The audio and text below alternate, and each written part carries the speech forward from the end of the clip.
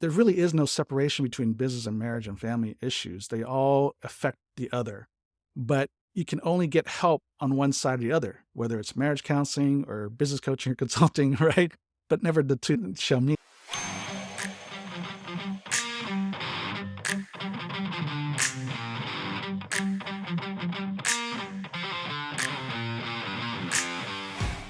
In a world where the grind of entrepreneurship often overshadows personal life, one man has made it his mission to harmonize the hustle with heartfelt home life. Welcome to Seek Go Create, where today we're chatting with Robert Fukui, co-founder of I-61 Inc., a visionary who's redefining the entrepreneurial journey. Robert is a marketing maestro with a track record of skyrocketing sales for giants like Coca Cola and Novartis. Alongside with his wife, Kaylee, he's crafted a lifeline for married entrepreneurs drowning in the sea of business demands.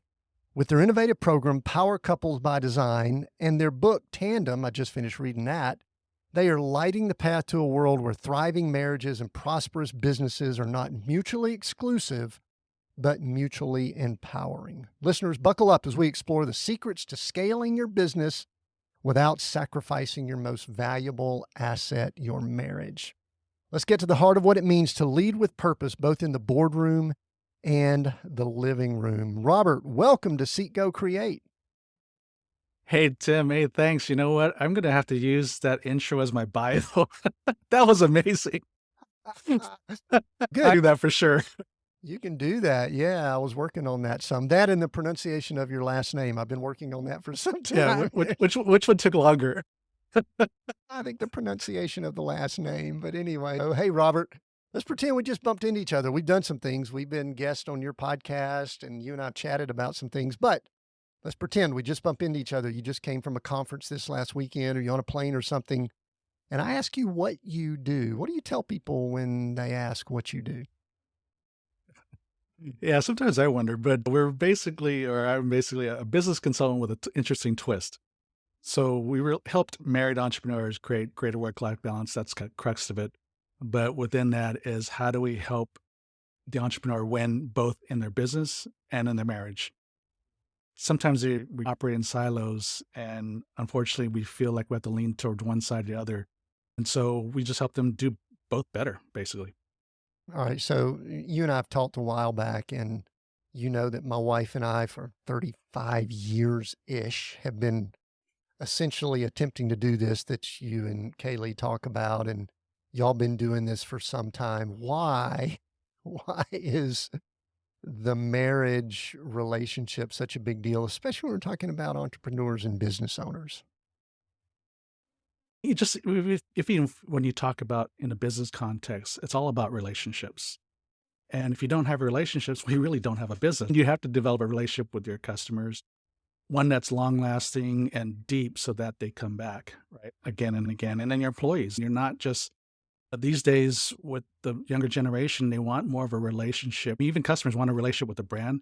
Employees want a relationship with the business, with the owner. They want to feel they're part of something. And then go back to your marriage and your family. If you don't have them, who are you going to celebrate with? The things that we remember as we get older are the memories. It's not about just the accomplishments. We'll talk about it, but really the things that drive you emotionally for the good are going to be your memories, and it's going to be your spouse, your kids. And so at the end of the day, you want to really invest into them because you can still make a lot of money while investing in relationships first. But if you're investing primarily in your business, your relationship are going to suffer. So I guess you choose. The only way you can have both is if it's relationships first. So I don't know, devil's advocate or the cynical in me kind of popped up there. And I do want to say I'm in agreement with you. Obviously, I've been married and working with my wife for a while, but I'm just trying to think about the person that would say something like, yeah, but business is business. So there are plenty of examples out there of hard charging business people, probably mostly men, but probably men and women that have plowed through, been successful in business and gone through 1, 2, 3, 4, 5 more relationships along the way, disconnected family, but they're successful in business. How do you respond when someone says, but how important is this? Because you can really be successful without the family, can't you? Monetarily, absolutely. and you're just, as your just example you gave, but how happy are you? 4 or 5 marriages, and I'm sure you're probably have some people in mind when you say that, just like I do. And how happy are they? Right? Just going through one divorce is just excruciating. I haven't been through that, but I just know friends that have just one divorce is painful enough, and you go through multiple. That's just a grind, and then you've got all the complexities around, having different multiple families. So it's just really it's just really complex. And so really, how happy and fulfilled are you versus just pouring into relationships you already have? And I think my pushback is we think we can't have it all. We think we can't invest into our relationships and still grow a thriving business. And I can give you examples of that.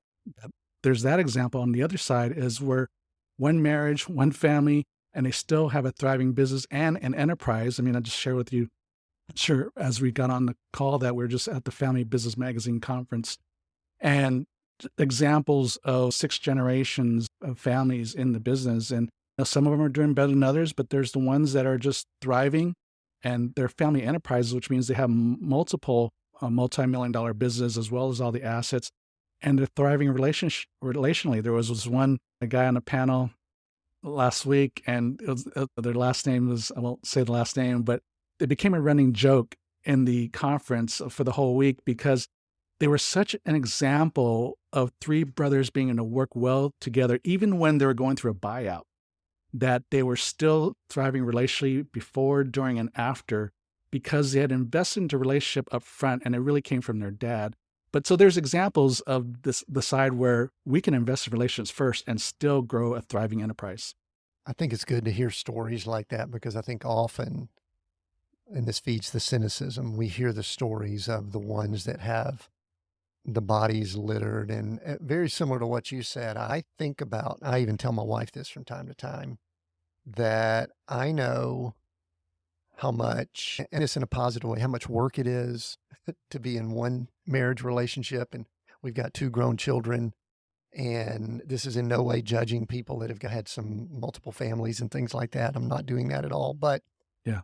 I can't picture how difficult it would be to deal with multiple holidays, multiple families, multiple interactions, Yeah. relationships, and things like that. So I like my life to be a little bit simpler if Yeah. Simple's possible. good.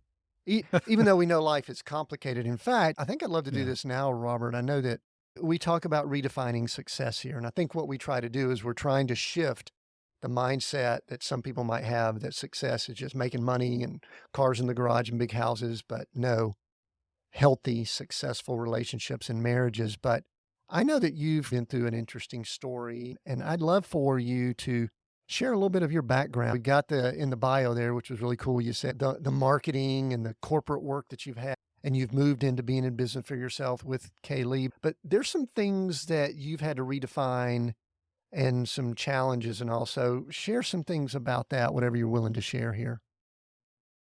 Yeah, redefining success, that's the key thing, because I'm sure you grew up just like I grew up, where our success was defined by our accomplishments. And so I think that's where we get the cynicism of relationship and business, and we can't have both and all this kind of stuff. And so even though I grew up as a PK, my dad was a pastor. But even he grew up with a very, very strong work ethic. He grew up on a sugarcane plantation in Hawaii. And so the family's working from the time they're young all the way through. So he grew up with a strong work ethic, which he passed down to me. But because of that too, even as a pastor, he got so focused on the ministry, and having success really was the ministry. How well was the church and the congregation doing, that the family often took a back seat. And so here you are, you have a pastor, you're the shepherds of the congregation, the shepherds of the flock, yet his own nuclear flock, his own family was taking a back seat. And it's nothing negative in him. I mean, I know he loved us. I loved him. We had a great relationship as I got older, but it was because of how he grew up, just like you and I. And so I think that's what happens, is how we define success is a lot based on how he grew up. So it wasn't just my dad's fault. He just did what he knew. Right. And so I carried that with me. And so whether it was sports or in school and in my career, I wanted to succeed by checking out the boxes, getting an MVP for cross country or basketball. and getting good grades and then getting that marketing degree and getting that first job out of college was with Coca Cola. It was like the feather in my cap. Here I had some of my friends, graduating from college and are trying to find a job, any job, let alone something within their major. And here I did both, right? It was my major and it was a great brand. And then I went moved into the pharmaceutical industry. And then, here I am, my career's grown. I'm knocking on six figures and all this opportunity. Even my wife at the time too was growing in her career. We had purchased our first house, got our first puppy, and you're checking the boxes, right, of success from career to even personal, but it was based on stuff, right? Accomplishment. It was the house, it was the puppy, whatever.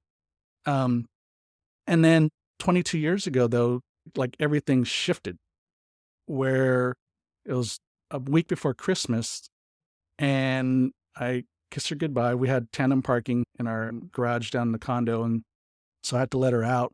So I kissed her goodbye and we gave a nice hug. And then she drives away. And then literally 10 minutes from the spot I'm sitting at right now, she got in a car accident and passed away at the scene. She didn't survive the accident. I didn't know about it until that evening when I got home. And the coroner was waiting for me at my door. And I'm like, what's the coroner want to talk to me about? I'm just like, I thought he was selling something at first. I'm like, what does he want to sell me, like a plot or something? And I'm like, what? He asked to come in. I bring him in. He comes in the house and he tells me what happens. And I'm just like looking at him with this, no, I just saw her 9-10 hours ago. I just saw her, I kissed her, I hugged her, I felt her. And so that couldn't have happened. And then he brings out her driver's license and says, is this her? And then all of a sudden it's just range of emotions. I don't know what they were, but it was just like stuff was flooding my head. And I'm like, it's still confused. And I'm just like, this does not make sense. Because when you think about your spouse passing, it's going to be in old age and she might be sick or something. And there's always some kind of preparation. But this was just like 100 miles to zero and nothing flat. And I'm crying, but I'm still kind of in disbelief. And so when he left, I got on the phone immediately and I called her boss. I called her best friend at work. And I just asked, did she show up to work? And both of them said no. And they're like, what happened? We haven't heard from her. And I'm like, I told them what happened. The coroner came and all that. And it was just a nightmare. And everything stops. And when we always make excuses of we got to do this, we got to do that. And we can't stop for a moment for kids or to kiss your wife or whatever, or talk to your wife or whatever. But in that moment, like everything stopped. Whatever was on my plate for that evening and going into the next day was just nothing was there, right? What was important was obviously my wife and dealing with that and trying to make sense of this whole thing. And then, so I think subconsciously you're starting to, I'm sure I wasn't trying to redefine success at that time, but I know subconsciously things are running through your head, regrets, and there's all this stuff that goes through your head. I don't have another moment to, whether it's fix something in a conflict or do something in the future for us. I had what I had. I don't have a future with her anymore. And then anything that happened in the past is gone. I can't change any of that. Then the next morning, when you talk about redefining success, the next morning is when I saw what success really looked like. And the next morning, knocking the door, and I opened the door, and literally the door frame created a picture of what success looked like. And it was my family and it was my friends from 4th grade, high school, college, and even my first job at Coca Cola. They were all there that next morning, driving 6 hours from San Jose to be down in Southern California in Pasadena. And nothing they can say or do would change anything, obviously, and change the emotion. But the fact that they were there was huge. And so I tell this to people, because we always, we have a loved one or someone that passes away, and we want to be there for them or say something, but we don't know what to do. It's kind of awkwardness of what do I do? Nothing I can say or do is going to change anything or make them feel better. And so a lot of times we stay away from people when they lose somebody. But the reality is that's when they need people the most. And don't ever think that they don't have time or they're processing, which they are, but just being there, being present for people does wonders. Because then I knew I wasn't alone, right? Because you never know. And so anyways, all to say is that was I think one of the first stages for me of redefining success. And I always value relationships, but I think obviously in something like this, it kind of hyper focuses you on what really success looked like. And it was relationships. And I was grateful for the time that I was with my wife because we were actually childhood sweethearts. I met her when I was 12 years old. She was 10. We met at a church camp, grew up together, and we started officially dating once I graduated from college. And so there's a storybook thing to this. And then, you're thinking you're on your way, and then next thing you know, it all stops. How old were you And that well, so how old were you at that time? I was 35. 35. And what was your faith walk? You said you're a preacher's kid, and every time I hear preacher's kid, I think of almost two divergent paths. Yeah. We don't have to get into this, but one path, and you Yeah. brought it up, y'all Yeah. are at times, family can be secondary to the mission, whatever that may be. And it doesn't sound like you went down the total opposite path, but how strong was your faith at that moment that, the coroner was at your door? That's a good question. I get asked that quite a bit, especially in the early days, how I got through that period. And it wasn't easy, of course. But my faith was very strong, even though I really wasn't walking with the Lord at that time. So I was one of those PKs that kind of wandered away from the flock. And I think it comes down to, and I tell entrepreneurs and even people in ministry, that if you don't invest into your kids' lives, and it doesn't take a lot of time, it's just make sure you check in and say, hey, are you good? If you're not investing into their relationship and your children do not know that they're first in your life, right? And then people say that, and I said the same thing. I know my dad loves me, and he did. But there is something about paying some attention to your kids. And what I looked at the church, I looked at the church as that thing that was stopping me from having a really good relationship with my dad. And so that's why that's why I feel that PKs wander. And not all of them do, but the ones that do, I think a lot of it stems through that.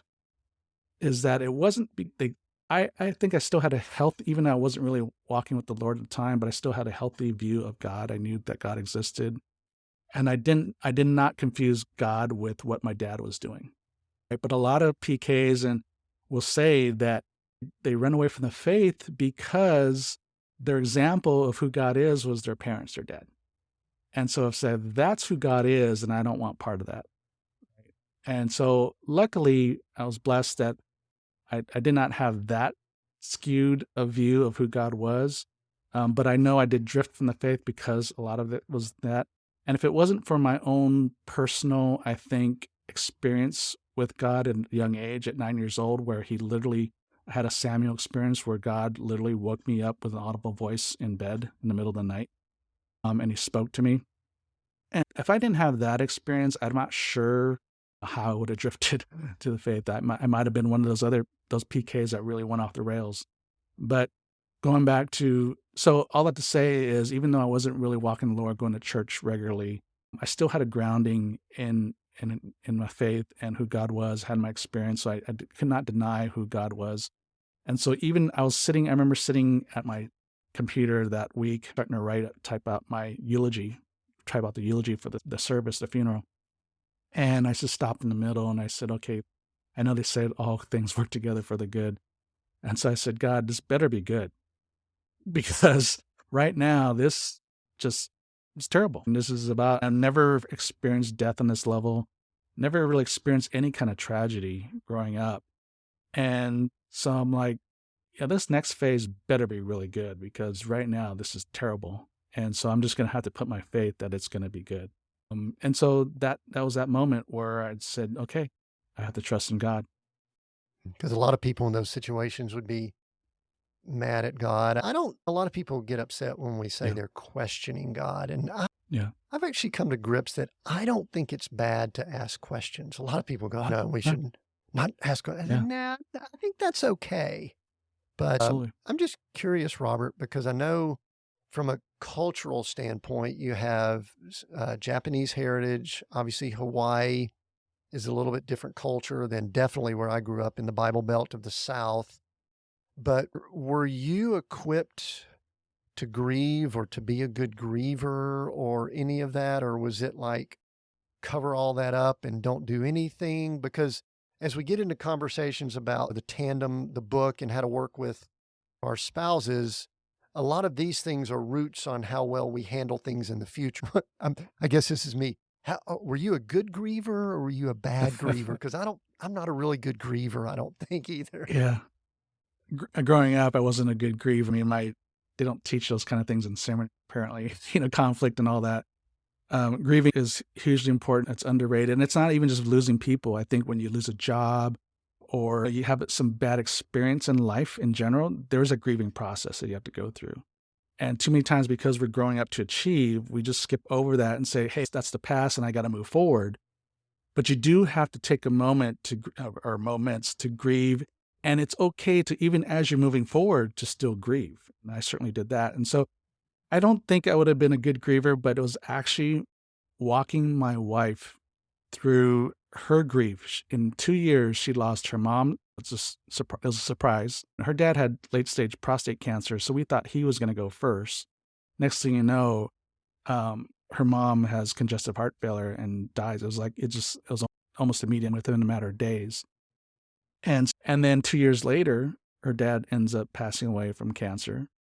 And then 6 months later, my wife passes away. And so walking my wife through the grieving process, and I've heard of the 7 stages of grief and all, it's real. We just don't know when and where, how it's going to happen in those, and what stage and it's not, the 7 stages of grief are not written in like a linear order where these are the stages and these are the exact stages. It's the emotions can be, where they fall in that line of 7 is going to be different for everybody. But for sure, those 7 stages of grief are real. And I walked my wife through that. And it was rough. Just even for me helping her, because I was like, what's wrong with you? It was like, it's been a year, you should be getting over this. So I was that kind of a bad husband in that way. And ultimately I said, okay, I got this. And so seeing her and observing the grief and how, when it happens and all that and what's needed. And so I found that what's needed most when you're grieving like this is to be able to talk. And if you cover it up and try to be the man and be strong and just move forward, and so it's like some of the worst advice you can get from people, and I've got it too, is like, you just got to keep yourself busy and focus on your business, or focus on your career and just move forward. Keep yourself busy. Don't dwell on the emotion. But that's the worst advice. You've got to deal with the emotion. Just like even in conflict as husband and wife or with kids, whatever emotion's out there, we got to deal with it. Because if we put it under the rug, you're just creating this rumbling of lava in this dormant volcano that eventually is going to erupt. And the problem is when it erupts years later and you can't connect it with the emotion that's tied to the grief because it's years later. So for me, it was, I might as well deal with the grief now and understand where the grief stems from than to deal with it later when I have no clue what's going on. Because there was moments like 6 months after my wife passed, I'm driving on the freeway and I just break down bawling. My tears are flowing. I can't see. I have to pull off the freeway. And I wasn't consciously thinking about my wife, but it just came. And it was like, what just happened? Right? And for some people, it might be anger, right? And so anyways, all that to say is you need to be able to deal with these things and have people, whether it's a professional counselor or a pastor, good friends, people that are really authentically willing to listen to you, just to share and just get it off your chest, and for them to be able to empathize. And for me, it was witnessing my wife through that. And then I said, okay, I know I need to talk about it. And at the time I was in the pharmaceutical industry, I was in the oncology division. And so my customers were oncologists, cancer doctors and nurses. And so they dealt with this stuff all the time. And so when I took about a month off of work, when I came back to work and I started visiting my offices, there was a handful of them that were like, Robert, how are you? And some of the doctors, even how busy they were, sometimes it's hard to get a moment, but they would see me and they would stop and they'd say, Robert, how are you? And the way they said it was like, don't BS me. How are you really doing? And if I tried to BS them, especially the nurses, they would pull me into an exam room and just shut the door and say, let's talk. And so they were my therapist, basically. And I thank God for them. It's good to have that. In a recent interview, someone was talking about authentic community and words that keep popping up that I don't know that I heard. If they existed, I didn't hear them years ago. Words like authenticity, vulnerability, empathy, things like that, that unfortunately with some generations, especially with males, they don't really work their way in. But you mentioned Romans 8:28, all things work together for those that are his children. That may be my translation, not the exact translation. Yeah.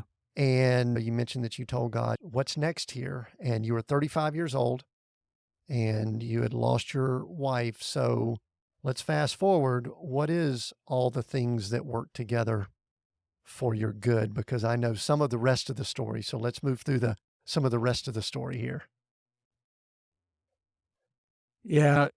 As we sit here today, it's a culmination of things and experiences from growing up with my first wife and going through death and all that. And then a year and a half afterwards, after my wife passed, my first wife passed, I wasn't looking for my next wife per se, but I knew I just needed to get out there and meet people. I was new to Southern California. I really didn't have any friends, although I had rekindled some relationships with some of my old church camp friends. They came out because of the funeral and all that. Got reconnected with them, the ones that are really here in Southern California. And so spent a lot of time with them, and they were a godsend for sure. And then I said, okay, I need to not so much date, but I knew I need to get out and just meet people. I just can't just stay in my shell. And I didn't have expectations about dating. I just said, I just want to go out and meet people. I'm not looking for the one, because I've also seen the bad of guys like just running into another relationship and try to get married as quick as they can because they can't handle being alone, basically is what it comes down to. Hey there. This is your host, Tim Winders, and I want to pause this interview for a minute and ask you a question. Are you feeling stuck? Maybe it's in your business, maybe it's in your leadership style, or maybe you just can't put your finger on it. Trust me, I've been there. I'm a faith-driven executive coach, and I can help you get unstuck. How? Well, I bring to the table not just over 30 years of experience, but also a unique blend of skills like strategic thinking, relationship building, and a dash of marketing wizardry. And if you are here, you know I'm not afraid to ask the tough questions. Don't believe I can help you grow? Just ask my clients that tripled their annual gross revenues in 2 years after coaching with me, or the clients that increased revenue 67% in just a year. So if you're ready to take the next step in your leadership journey, book a free discovery call with me at timwinders.com/coaching. That's timwinders.com/coaching. TIMWINDERS.com/coaching. Take a look at that page, scroll to the bottom, and you could book a time right on my calendar. Let's unlock your potential together. I look forward to speaking with you. Now, let's get back to Seek, Go, Create. And so I wasn't looking for that, but I just was, hey, let's just meet people. And a year and a half afterwards, I met my current wife, Kaylee, and I just met her on a Christian dating site. And I was actually, I wasn't looking for a Christian dating site. I wasn't looking for a dating site really, fair, but I got on my AOL, so I'm dating this process here, my AOL account. We may need Although to I just came explain. across, We may need to explain what that is to some people. I just got an email this morning though from someone with an AOL account, so that's still in existence. It's apparently still around. Which I guess is a little better than a hot, you get Hotmail, AOL, and CompuServe or something like that. Yeah, yeah. So I got the spam in my inbox in my AOL account. It said meet Christian singles. And again, I told you I wasn't really walking with the Lord at the time, but I clicked on it, went on the website, and I'm like, okay, these women look pretty normal. So I was expecting like these Amish dress women or something like that. So I don't know what I was expecting. But anyways, and I'm thinking, I know my mom would probably like for me to meet a nice Christian woman. So I said, what the heck? So I go on there. Long story short, I met Kaylee. We converse for a couple days through the system. And then finally I said, okay, want to get on the phone. And about a week or two later, I said, she lived an hour from me in Ventura, which happened to be part of my sales territory. So I said, hey, I'm going to be out there on Friday. Would you want to get together for dinner? She said, sure. And so we got to dinner and met her, and I really had a good time, and obviously really good time because we're married 17 years now. And so definitely, she was raised a good Baptist woman. And so she was the person that got me back into the church, basically. And she didn't push, but she slowly weaved some things in. Will you pray for the meal? And I said, sure, what the heck. And then as things got more serious, and I would either be out there for the weekend or she'd be out here. So if I was out in Ventura, she says Sunday we should go to church. So I would go to church with her church. And then when we got engaged and we decided that she was going to move out to Pasadena, she said, okay, we need to find a home church. And I'm like, oh, okay. This is getting serious, right? So long story short, we landed on our current church, Harvest Rock Church here in Pasadena. And then all of a sudden, we get married, and the next thing you know, we should get involved with a small group because we need to meet people. I'm like, all right. So I was getting a little more uncomfortable. I'm like, so anyways, so we got involved with a small group. And then she's like, oh, I think we should start our own small group. I'm like, what? That's no, it'd be great. So I'm like, okay. So I started leading a small group. And then little by little, I'm getting more and more involved with the church. And then this is over, what, 2, 3, 4 years now. So it's not happening quickly, but she's like, you see how Kaylee's acting. She kind of weaves some things in. And then the church announced that, hey, we're going to Israel for the first time. And so our pastor is going to lead us trip to Israel. And Kaylee's like, oh, that's been on my bucket list. I'm like, really? I'm like, okay. So we go to Israel. And then we got to get baptized at the Jordan River, which I think that's what church groups do when they go to Israel. You got to get baptized in the Jordan. Interesting story with that was I wasn't going to get baptized because I said, oh, I've done that before. I've been baptized. And no, the whole group is going to get baptized. So except for me and the pastor's wife. So we were they have this amphitheater set up at the Jordan, somewhat commercialized, but there's these 2 amphitheaters. And so we're in one. And so as everybody's going to get baptized, me and the pastor's wife, we decide we're staying back. So we're going to watch all the stuff. And so it was interesting that there was nobody there. Like we were the only group there. And like we pulled in the parking lot and there was no cars in the parking lots. And I'm thinking, is this open? And so usually, and the tour guide will tell you, usually it's just, like I said, it's pretty commercialized. So it's crowded. And there's one group after another just waiting to get in to be baptized. I'm looking at everybody getting ready to be baptized. And we even had a worship service. That's how long we were there without have anybody interrupt us. So as I'm watching everybody get in line to get baptized and I see my wife down there alone, without me, I'm thinking, I probably should get baptized with my wife. And so I really feel as God's way of holding the crowds back so I can come to my senses and get down there and get baptized with my wife. And that was the first time I committed myself to the Lord on my terms, not because I was a P kid and because of the expectation as a pastor's kid. And I'll just pause there because that culmination of things, that just shifted things in my own life, in my relationship with God, and just set a stage for what the next phase of my life, my career, what I'm doing now is. Yeah, it's fascinating to me. And it really is obvious, especially as you tell the story, that God brought her to you.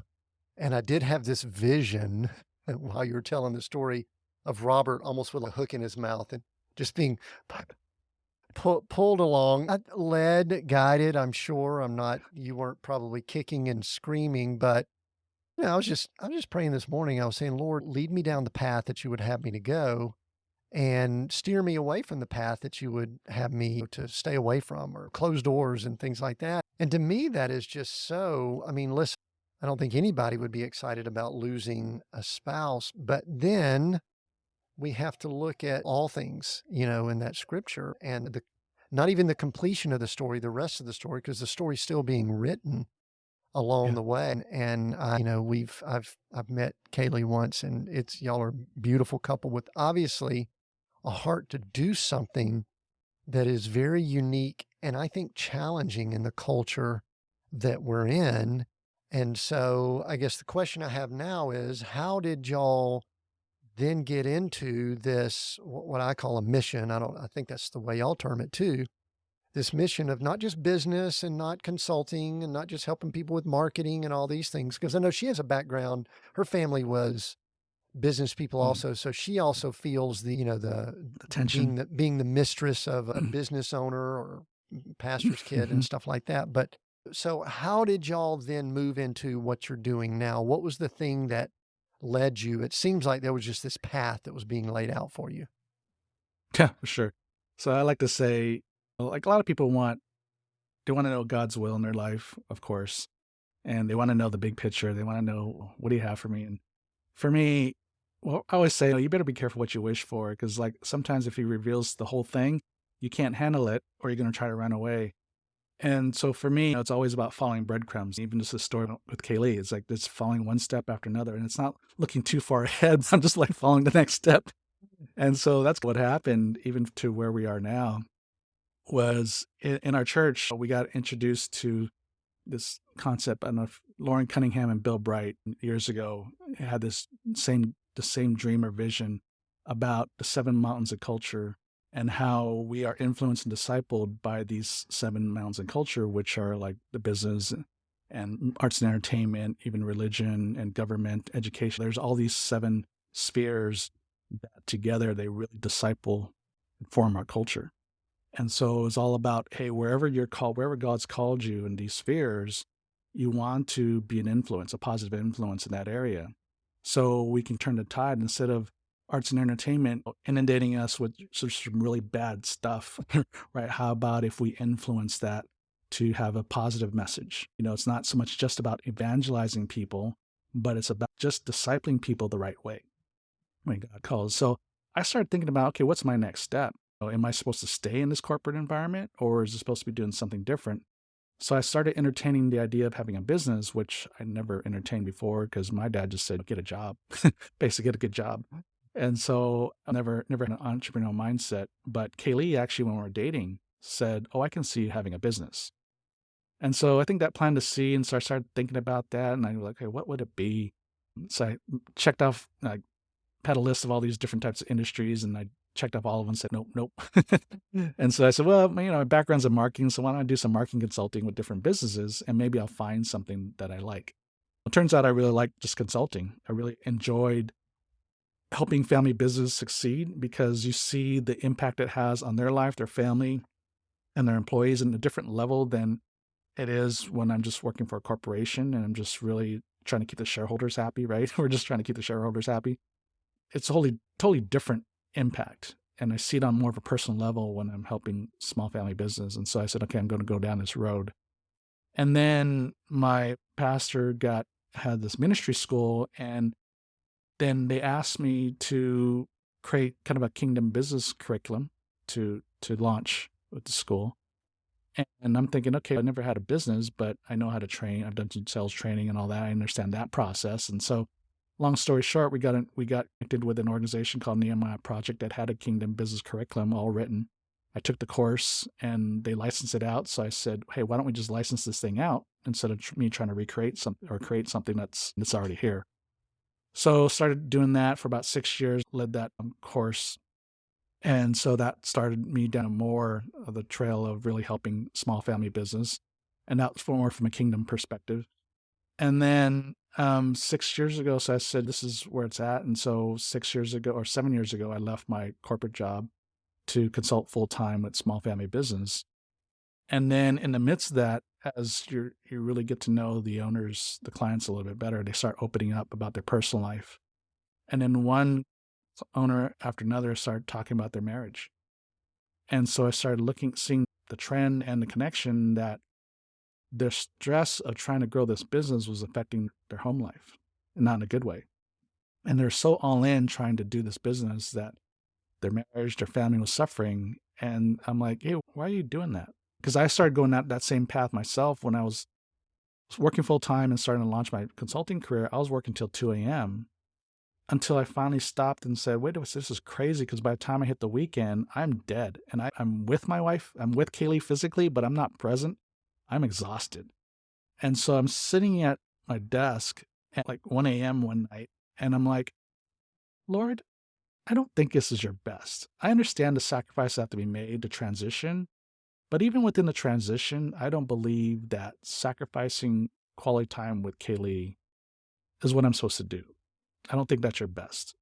So I'm falling into the trap that every other entrepreneur or even people in media were doing, was going all in and say, I'm going to sacrifice my family life while I grow this thing. And so I couldn't change the fact that I had to work outside of the full-time job to do this. But I said, okay, what am I, at least instead of going to bed at 2 a.m., what about 11 a.m. or 11 p.m.? That's 3 hours a night I get back. And over the course of a week, that's a big, and I can be functional, more than functional by the weekend. And so creating that boundary allowed me to reassess what I was doing in the business and what was really important versus what was just taking up time. We get so busy, and a lot of that busy work is not productive work.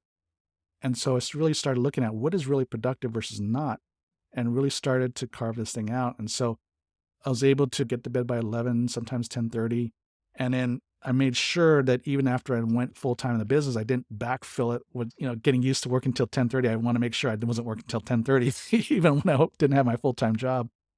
And so all that to say that experience, and we also, Kaylee and I went through counseling before we got married, 2 years of counseling. I know you read the book. We went to counseling for 2 years before we got married, and help us develop tools to do conflict better, just to be able to do issues.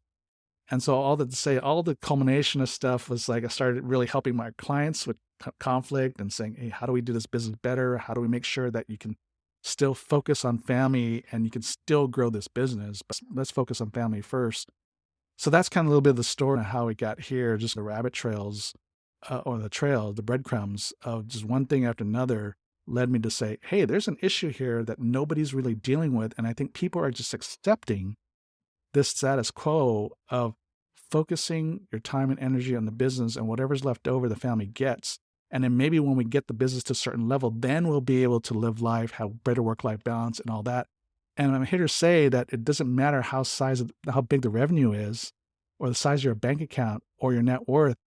People still struggle with work-life balance, regardless of how much money they have and how much time they could have if they were really wanted to do it. I think the struggle of being present in the now is something that entrepreneurs, business people struggle with, that maybe it's a little bit easier if you work for someone else in another environment. Maybe it's not. I don't know. There could be people that struggle with that. Anyway, I know I had that. I was interviewing someone recently and they said that they had an addiction to tomorrow. Yeah. And I think my addiction was to more, whatever it was, more. Hey, if I could work till 1 a.m., you know what? I could probably do 1:32. And we've got these conflicting structures, the world system, which says hustle and go at it and things like that. And then, like you mentioned, the kingdom, which basically says be at rest, be at peace. There's something called a Sabbath and things like that. The one commandment we all violate. The only one? We don't put Is it up that there the only one? The one that we are easy. It's the easiest one to violate because there's no, it's not thou shalt not kill. There's no these ramifications. Right? It's more of a personal issue, but it also has actual relational issues too. But it's the one we can easily violate, right? And unfortunately, our culture rewards that hustle, because you probably had people that were telling you, man, oh yeah, you got to pay the price. You stay up. You're building your own company. You're building your own business. You got to do all these things. And that's kind of where we find ourselves. Before we get too much farther though, I wanted to you mentioned, family, small family business. So I'd like to define that in just a second, just to make sure we understand. But I'd also like for you in the same kind of conversation to let me know what's your balance right now? Because I know you do consulting for people that are in business, and then that started opening up doors for you to do conversations about marriage, relationships, and a lot of the books and the resources you have now are for married couples in that situation. But what's the ratio right now of, I don't want to say just business people versus working with married couples? First of all, define small family business. What is that niche for you guys? And how do you define it? I've got a definition that I use for the people I work with. And then how much is like marriage work? Probably almost all of it, because it all relates. And then how much would you say is just like hardcore actual business growth and business work? I follow the SBA, the Small Business Administration definition of small business, which is $500 million in revenue, 500 employees and less. But most of our clients are doing well less than that, less than $10 million a year in revenue. And so all our focus is primarily all marriage and business. So they're business owners that are married, and they have the tension of, sometimes they're working together too. A lot of times they're working together. Most of our clients are working together. So they feel the tension of business, working together, conflict, teamwork issues, all that. It's all wrapped in one, and there's no separation of those things, right? And that's been the problem. The clients that come to us, do say, oh, you're a breath of fresh air, because there really is no separation between business and marriage and family issues. They all affect the other, but you can only get help on one side or the other, whether it's marriage counseling or business coaching or consulting, right? But never the two shall meet, never the two shall meet. And so they'll tell us, a lot of times they'll tell us like, yeah, we get marriage help, but they really can't empathize what's going on in the business. And then if we have a business consultant, they really can't empathize what's going on in the marriage. And so we get these, and sometimes we get these good advice for one aspect of life, but it also conflicts with the other aspect of life. So, but we understand business and we have a heart for the family, and we understand those two dynamics and how much tension there can be, because only about 6% of the population are married and have a business, right? It's about 9% of the population have a business, and about 70% of them are married. And so very few people can understand the tension that goes along with being married and having business, whether you work together or not. There's not many people that can understand and empathize with that. And so having someone that understands that and can help them navigate those two parts of your lives is refreshing. So yeah, it's all marriage and business basically. And how much of our time is spent on one or the other, it gets blurred too, because sometimes we're talking about business issues, but then some relational conflict issue comes up, which is important because that's part of the reason why their business is getting stagnated, because they can't make a decision to move things forward. So anyways, hope that answers your question. There used to be this joke that we had years ago. I was in an MLM business, and one of the jokes, or it was actually a principle that we talked about, was if you go speak to someone, make sure you speak with both the husband and wife. That way you'll be guaranteed to have the decision maker. And I know that even though, let's just use a traditional, and I know that we're not in necessarily a traditional world much anymore, but traditionally a male is out as the head of the business and the female may be working in some type of role. It is interesting. We could talk about some of the roles that we sometimes pigeonhole people into just because of tradition. But even if, let's just say, the spouse isn't there, I do know that spouse has decision-making over whoever that leader or that person is, but that's fascinating to me. And the book does a great job. We'll talk about the book here in just a moment, but what are some of the biggest issues that you see, top 1, 2, 3, whatever, related to business owners that are also either working with or they're married? Because I don't really separate off. I think if you're going into the same office together every day, there might be certain things there. I mean, for those that are watching the video here, I'm in the main room of our RV, and my wife and I are here with about 400 square feet, and we are business owners, and we are together almost 24/7. This is our quote unquote, air quotes here, office. But just what are some of the top 2 or 3 things that you see? And we may try to address those here before we wrap up and let people know how they can get some more resources. The top 2 or 3 things that are the challenges for people that are married, entrepreneur, business owner. What are the big ones that you see? So number 1, the first one's always communication, conflict resolution. Shocking. There's always that. Yeah. That's what creates the tension in the relationship, is you're just not able to resolve an issue, right? And there's 2 different viewpoints and we just can't come to agreement. And so whether it's an issue in your personal life or the business, and like I said, even if the spouse isn't working the business, but they're having some input in what they're seeing their spouse going through in the business, and sometimes they're clashing on these differences, and especially the spouse that's running the business, a lot of times they will disregard what their spouse is saying because, oh, you don't really know the business because you're not part of it.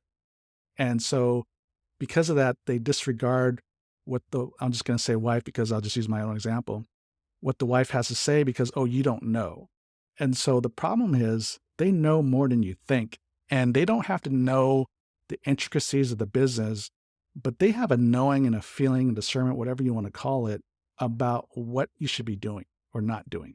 Say, like what people you should be involved with. So that, and really valuing each other's opinions and not just poo-pooing it, and knowing how to listen and then come to agreement. And especially like whenever we have disagreements or conflict, we always want we're trying to talk the other person into seeing your viewpoint. We're always we wish that your spouse would change, be different, act differently, talk different, whatever. And the scripture about pulling the plank out of your own eye so you can see the speck in yours eye. I mean, the first rule of engagement is on the communication conflict resolution issue when we come with a new client is you make the change, not your spouse. You can't control her or him. You can't change her and him. Nobody can change her and him except God and themselves. But you can change yourselves and the way you react, the way you talk, the way you act, the way you react to your spouse. And how you do those things can totally change the dynamic with the issue for good or better. The way we react to our spouse, if we overreact, it creates an emotional negative response in our spouse, and he's going to react negatively to you as well. And so anyways, the communication conflict resolution issue is number one. And then two is then you got to take account for what you're doing and what you lend into this argument, disagreement, this conflict. And what can you do to change yourself, not to change the other person? So those are the top two. I mean, those two things alone will help you in marriage and business, period. Yeah. Listen to your spouse, because I've had a couple, 2-3 times where it was a financial decision. I think it was a real estate issue, whatever. I ran all the numbers. I don't think we were married yet. And Kaylee had a feeling. She said, I don't feel good about this. I don't like, and then, hey, you don't understand. I ran the numbers. This is all good. It blew up. It cost us 6 figures, or cost me 6 figures at the time. Well, it really cost us 6 figures because she married me. And so I'm like, you know what? After I didn't listen after the first time, but after the second time, I'm like, you know what? I should probably listen when she has a feeling. That intuition, I agree with you. I actually wrote it down here on my notepad. That intuition is something that, we hate to generalize here, but it seems as if men are lacking in that area and women are much more in tune. I don't want to say that wholesale because I'm trying to have better intuition, but I'm kind of like you. It's like, the numbers are good and I believe in people and everybody's good and all that kind of stuff. And we had a situation with a partner that we never could meet. I like going out and meeting, taking my wife and meeting with someone before we do business, especially if we're going to partner on some big projects. And the guy's wife never was able to meet with us.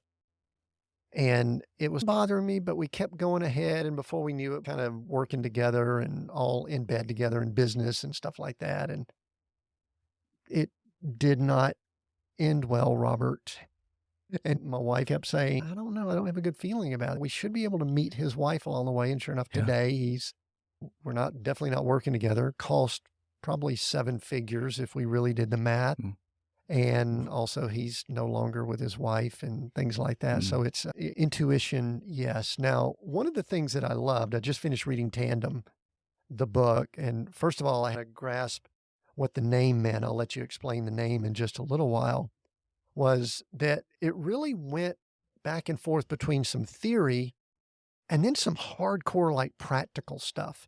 There were a couple of lists, and I might be getting these wrong. We got it pulled up here, but I don't have that exact page, where there were like 7 ways to avoid having conflict and then 9 ways to handle conflict once you deal with it. I may have the numbers off or something like that, but extremely good practical stuff that to me, I think are good for married people as well as business people, leaders, because most of these things apply in both situations. But what do you want to say about the book Tandem? At what point did y'all decide we need to put some of this wisdom in a book? That was a little bit of an evolution too. I mean, I didn't want to write a book. People had asked us early on, as we were doing the work we're doing, so, you should write a book. I'm like, no, that's too much work. But it got to a point where, again, the reason why we got into this, I'm a market researcher at heart. And so I see a need and I go, I think we should fill this.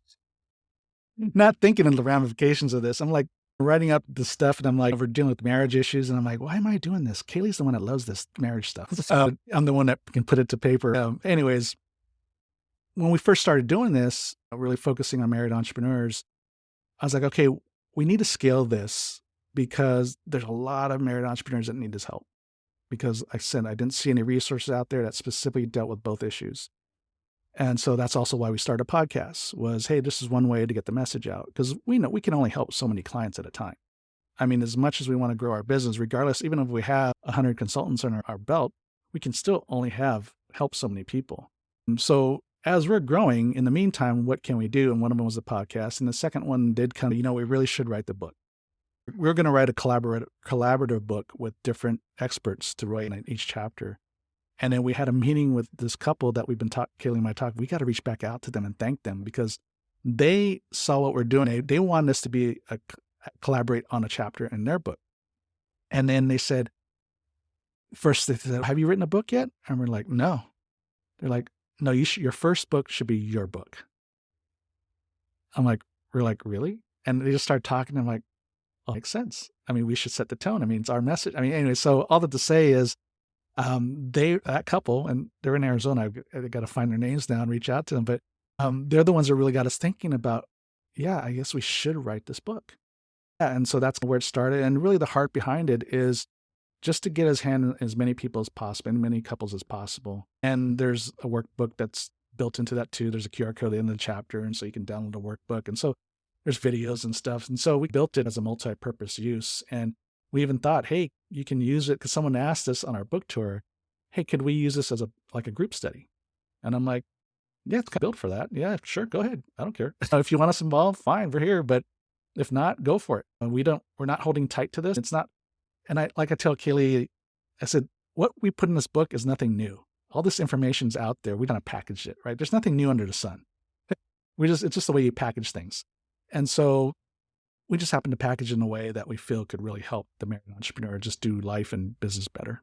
The big thing that I get from that, and my wife and I talk about this, Glory and I talk about this quite often, is that we really do, especially in that relationship, have to take our eyes off ourselves and do the best we can to study our spouse, partner, life partner, intimate partner, all of that.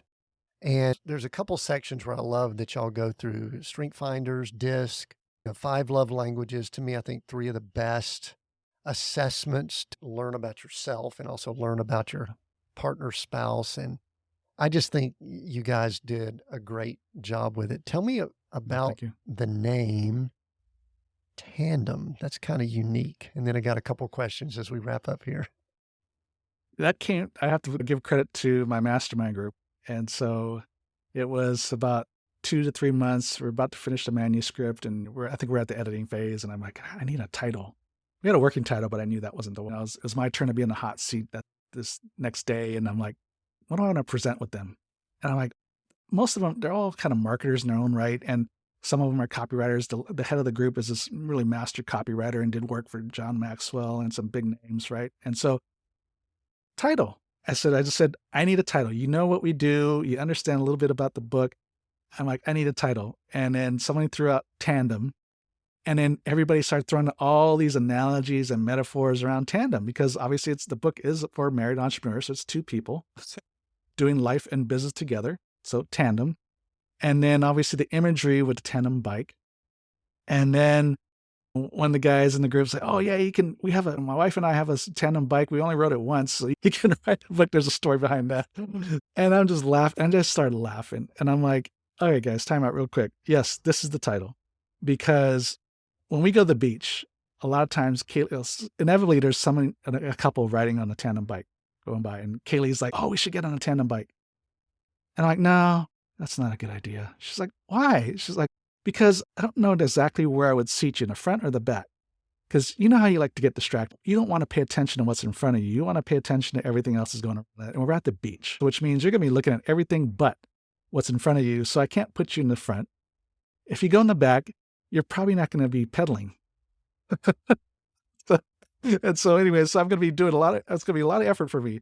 So anyways, it's this kind of running joke between her and I. And so, of course, when I came up with the tandem thing, I said, oh yeah, that's got to be it because there's so many life and marriage lessons. If you've never been on a tandem bike, try it as husband and wife because there's definitely some conflict that can arise on a tandem bike. We haven't done a tandem bike, but I just had this vision of us when we went canoeing one time. We were up in Whistler in Canada and we went canoeing. And my thought was, I'm going to sit in the back and I'll just brute force and all. And we There were other people with us that were just kind of like in a work situation. They didn't know each other, and we were horrible. We were horrible. And it was all my Glory can probably hear this. She's in the back of the RV. It was almost all my fault because my thought was I don't want her to have to work too hard. She could just kind of steer up front. I'm just going to, which doesn't work in canoeing. It probably doesn't work in biking either. No, not a tandem bike either. Great name there. Hey, Robert, give me some other resources. I know you've got the podcast, Power Couple, and you've got the book. Tell us about all the resources you guys have and where to find you. And then I've got one more question as we wrap up here before we finish the podcast. Yeah, thanks. Just go to our website, marriedentrepreneur.co. And Kaylee's always like, why'd you pick the word entrepreneur? I can't spell it. Sometimes I was sort of going, we'll try to conclude the spelling down in the links. I go, just Google it. Just Google it. Google how to spell entrepreneur. It'll correct you. AI will correct you anyway. And so right there, you'll be able to connect right to our podcast, Power Up Your Marriage and Business. It's also on all the podcast players. You can follow us on social, Power Couples by Design, both on Facebook and Instagram. And you can just look me up on LinkedIn as well. Just Robert Fukui, F as in Frank, UKUI, for those of you that don't see my name out there, but in the show notes. But those are ways you can follow us. And of course, in our website, we've got all our digital resources as well, links to the book and all that. So that's the best way. I listened to a number of episodes. I was traveling. We were traveling from Colorado down here to southern Utah last week, and I listened to about 3 or 4 episodes. Great compliment. I think it's a great compliment to what we're doing here for those folks that are married, entrepreneurs in business. Robert, we are seek, go, create, those 3 words. Last question. I'll let you pick one of those words over the other 2. Seek, go, or create. Which one do you choose and why? I think I'd have to go with create. And why is that my answer? I never thought of myself as much of an innovator or creative. And so Kaylee would say, because I'm more analytical by nature and all that. You don't think of analytical like accountants and engineers as creative, but you really are. And as I've walked out this journey of being in business, looking at the need that's out there and developing something from something that's not really out there, and having that boldness to go and try something that no one's really doing, I've really latched onto that. It's really brought me to life. And so even for you listening, even if you're like me that don't think you're creative, you absolutely are. We all see things and we all can react to things, but a lot of times we don't act on our impulse to create something because we think it's too risky. We think we don't have what it takes to do it and succeed at it. And let me tell you, we're built, we're created in God's image. And so we have all the aspects of the DNA of God. Some ratios of certain aspects of DNA is more than others, but we all have the ability to create something. And so my encouragement really is, if you see a need and if you've probably had the self-doubt of that you can do this, go for it, because God's doesn't put you in a position to see things and not have given you the experience and the skill and gifts to do it. I think we just hold ourselves back. And I was one of those because I'm not a risk taker by nature. But as I've done it and sort of start doing, you'll figure it out, right? And especially if you're married, you have your spouse to help you out, and you always have God, and you always have people around you that can help you. I think the big mistake that we do as entrepreneurs, just like your canoe story, is we try to do it on our own. So that's the big mistake of why we're not able to do things. So as you see things, see a need, go create it, but don't try and do it on your own. Surround yourself with the right people that can help you put this thing into action and move it forward. I'm very similar. I have had an engineering background that I didn't think I was creative. And you know what? I was wrong, and I'm okay admitting that. Robert, thank you so much for this conversation. It's been awesome. If you're listening in, get the book Tandem. I recommend that. We'll have some links down below if you're either watching this on YouTube or listening in. And then I think you should go check out Power Up, their podcast. If you're listening via podcast, great time to just jump out right now as we finish here and go subscribe and listen in over there. I think it'll be some great wisdom for you. We are Seek, Go, Create. We have new episodes every Monday. Until next time, continue being all that you were created to be.